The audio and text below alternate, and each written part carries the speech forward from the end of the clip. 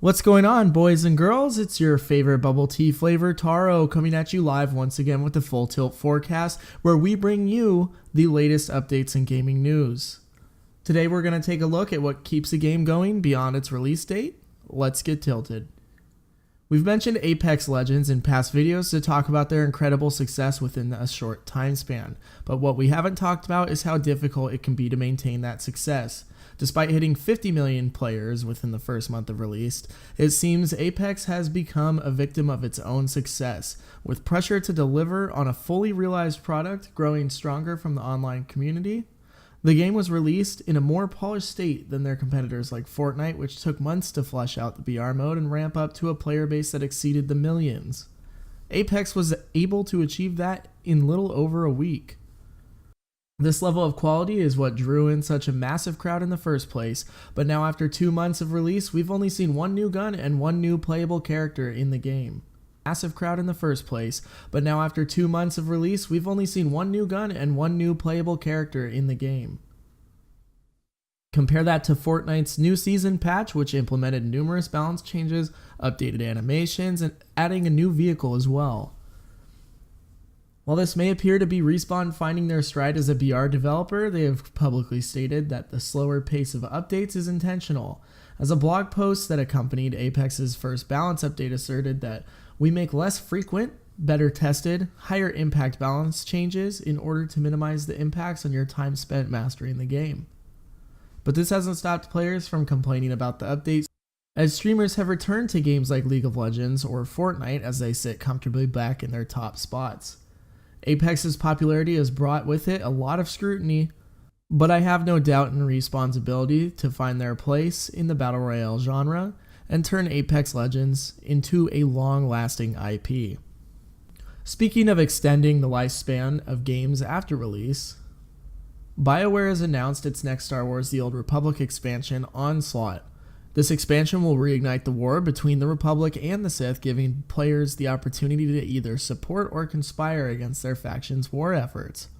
The new content players can expect to be featured are as follows: 2 new planets, a new operation raid, new flashpoint instance, and an increased level cap to 75, a new gear slot for tactical items, and the amphibious Nautilon race as playable characters.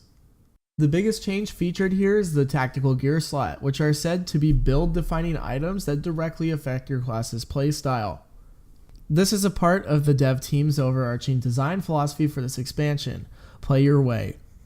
That means you can acquire gear upgrades for your character by playing the game however you like, be it PvP, PvE, crafting, or what have you. While the rest of the announcements are par for the course as far as MMO expansions are concerned, if the tactical items play out similar to how the artifact weapons did in World of Warcraft Legion, then players can be in for a dynamic shift in their class's combat mechanics, adding depth and nuance to abilities that are otherwise mindlessly baked into your rotation. Players can expect to play the new Onslaught expansion in September, with more announcements coming to BioWare's official SWTOR website as the release draws closer. Are you a SWTOR subscriber? And are you excited about this announcement? Share your thoughts down below in the comments. And to cap it off today, let's talk esports. The NA LCS has concluded its spring season over the weekend, crowning Team Liquid the champion after a hard-fought battle against Team Solo Mid. Team Liquid could not stand up to TSM's early aggression, where they were able to snowball the first 2 games into a victory against Liquid.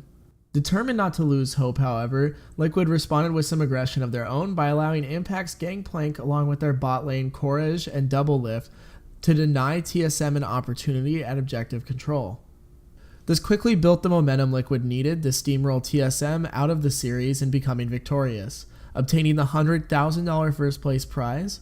This is Liquid's 3rd straight LCS title once again, raising the question we posed last week. Is the League of Legends competitive scene stagnating? We have seen some of the faces dominate their regions for years, and in the case of the series MVP Double Lift, nearly a decade. NA is no exception either, as Korea has seen SK Telecom 1 take 7 titles in the Champions Korea circuit, the same team that has made the 4 World Finals appearance and won 3 of them. EU also suffers from this as it has been dominated by Fnatic since they won the World Championship in Season 1. Barring a complete overhaul of long-standing game mechanics, it is unlikely we will ever see a surge of new players entering the competitive league scene anytime soon. Well, that is it for me today. Thank you for joining me here on the Full Tilt Forecast. I can feel the salt calling. Stay tilted.